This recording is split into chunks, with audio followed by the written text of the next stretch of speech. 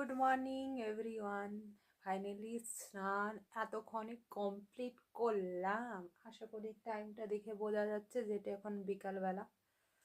তো যেহেতু ভোরের দিকে খুব একটা সময় ছিল না, তাই বিকেলে স্নান করলাম। আর এইটা হচ্ছে আমার প্রতিদিনের ডিউটি, জানলাটা দেওয়া। তাই আমি জানলাটা দিয়ে ফেললাম। আর এখন যেহেতু বিকেলবেলা, তাই বাঙালিরা একটাই কথা বলে, আমরা কি চা খাবো না? খাবো না আমরা চা? তাই আমি কি চা খাবো না? নিশ্চয়ই খাবো। আমি তো আর বাইরে যাচ্ছি না চা খেতে। আমার বাড়িতে দুধ আছে, এবার আমি তার মধ্যে জল দিয়ে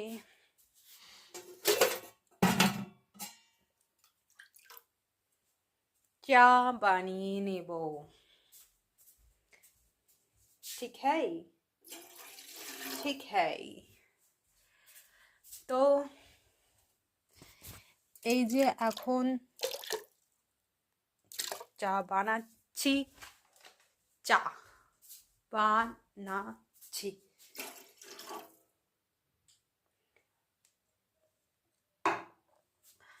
মনে হচ্ছে জলটা বেশি দিয়ে ফেলেছি। এবার চায়ের মধ্যে চলে যাবে চা পাতা।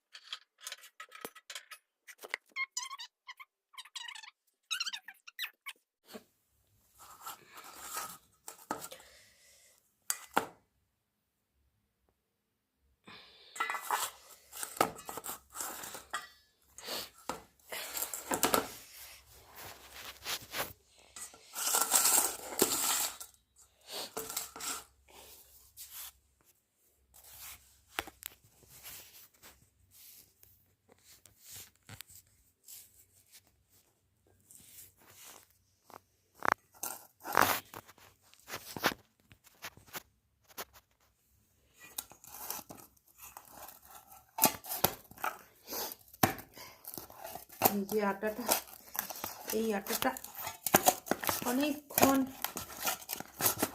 এটা মাখার পর এইরকমভাবে একদম পুরো জলটা, আটার মধ্যে একটা গুণ আছে, সেটা হচ্ছে আটাটা কিন্তু সহজে মাখা যায় না। ঠিক আছে, সহজে মাখা যায় না,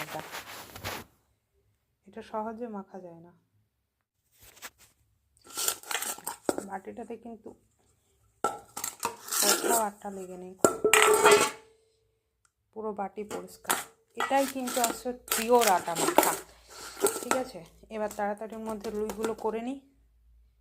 যেহেতু উনান ধরানো হয়েছে শীতকাল বলে, আর আমি আমার সমস্ত লুই করে ফেলেছি। আর আমি বসেছিলাম ওইখানে 1 মাইল দূরে। এই উনানের এত আঁচ, মানে নেওয়া যাচ্ছে না। তো এবার আমি রুটিগুলো বানিয়ে নেব। আর এই রুটিগুলো বানাতেও খুব অসুবিধা একা। তা আমি রুটিগুলো বানিয়ে নিই। রোল আনতে আনতেই ঠান্ডা।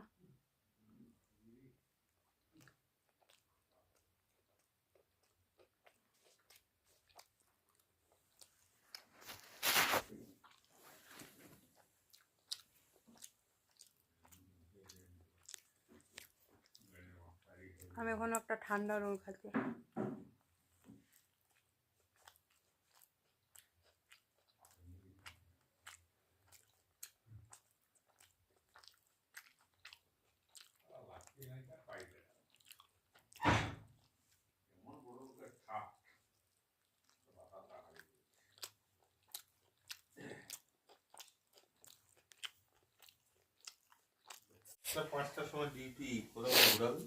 পাঁচটার সময় ডিউটি হলো, ব্রেক টাইমে ঘুরান দেবো পোস্তটা তোমার।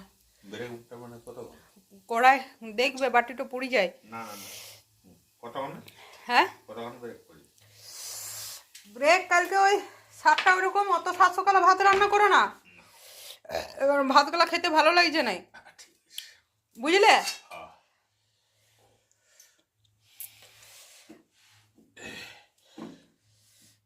ওই বাটিটা তো গরম করো না, ওটা স্টিলের বাটি। স্টিলের বাটিটাতে তরকারিটা ঢেলে ওই দস্তার বাটিটাতেই বরং গরম করো ডালটা, বুঝলে? বুঝতে পারলে?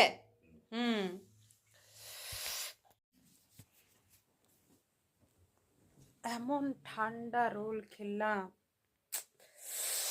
আমাদের এখানে রোলের দোকানটা থেকে রোল আনলেই রোলগুলো ঠান্ডা হয়ে যায় বেশিরভাগ। রোলগুলো গরমেই পাওয়া যায় না। রোলটা খেয়ে একদম ভালো লাগেনি, ঠান্ডা রোল কোনো টেস্টেই লাগালো না, আর খিদেও আমার পাইনি। ওই রোলেরই শুধু ঢেকার উঠছে। আর আমি যেটা, ওরে বাপরে, খাওয়াটা ঠিক হয়নি, খাওয়াটা হজম হয়নি আমার।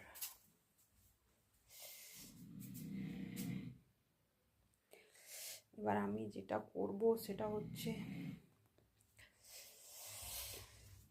আমি এখন বাইরে যাব ঠান্ডাতে। এত ঠান্ডা, আমাকে বাইরে যেতে হচ্ছে। লাইটটা জ্বেলে ফেললাম, খুব ঠান্ডা।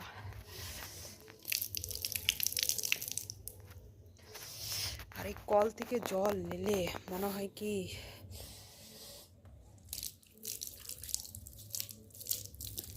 মনে হয়, বরফ গোলা জল, বরফ গোলা জল, বরফ গোলা জল।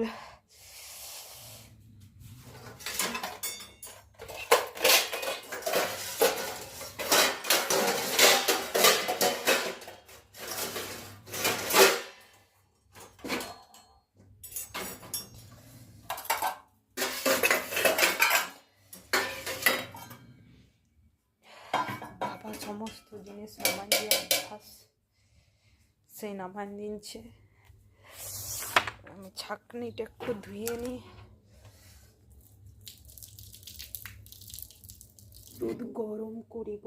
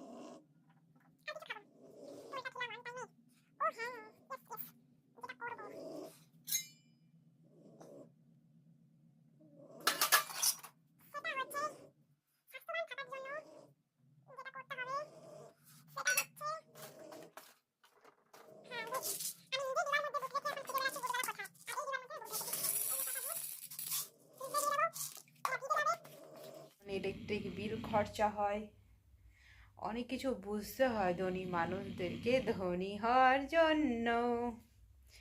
তাই আমরাও রুম হিটার রাখিনি, উনান রেখেছি, আর সেই উনানের আঁচে সেট করছি হাত পা।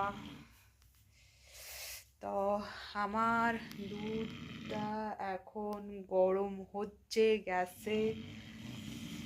কখন হবি রে বাবা তুই? এবার আশা করি ও ফুটে গেছে, ওরও একটা আওয়াজ আছে যেটা ও দিয়ে দিয়েছে। আর আমি এই থালাটা ঢাকুন দিয়ে দিলাম। আর আমি আরেকটা জিনিস করব, সেটা হচ্ছে আমি বাদাম খেয়েছি কিন্তু বাদামটা ঢাকনা লাগাইনি। দুধটা যদি এখনো ফুটে যায় তখনই ফস হয়ে যাবে। একটু দুধটা ফুটে যাক, তারপরে যাব।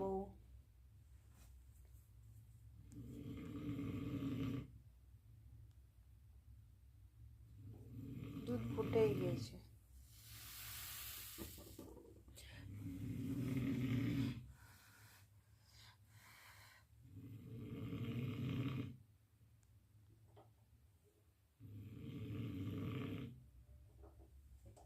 আর কিছু খাবো না, টোলটা খেলাম অন টাইমে। ও হ্যাঁ, ইয়েস ইয়েস, যেটা করব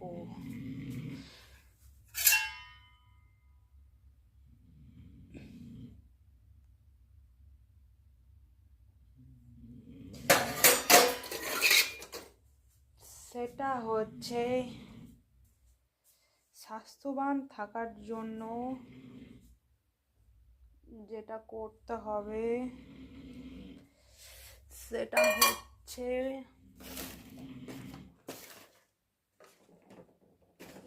হ্যাঁ, বুট।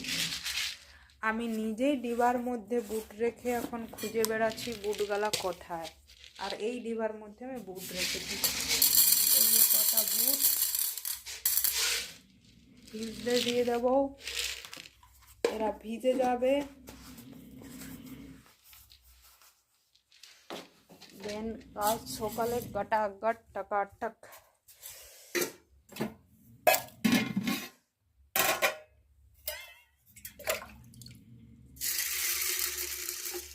দুঃখের বিষয় একটাই যে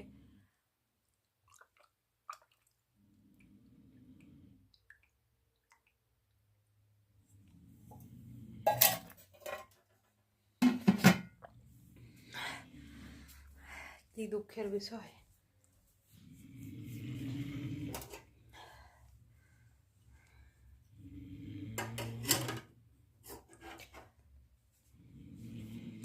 দুঃখ আবার কি? আমাদের মতো ধনী ব্যক্তিদের কোনো দুঃখ নেই, আছে তো শুধুমাত্র সুখ। এখন যেহেতু দুধটা উল্টে, আর আমি সুখী থেকে দুঃখী হয়ে যেতাম।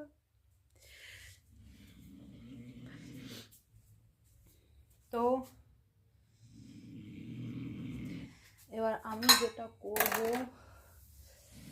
সেটা হচ্ছে তরকারিটা দেব ঢাকা দিয়ে।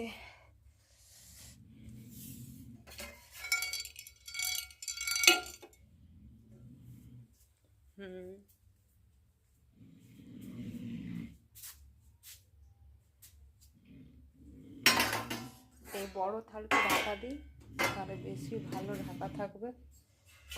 আর এই ছোটো থালটা এইখানে ঢাকা দিয়ে দিই, তাহলে বেশি ভালো হবে। And second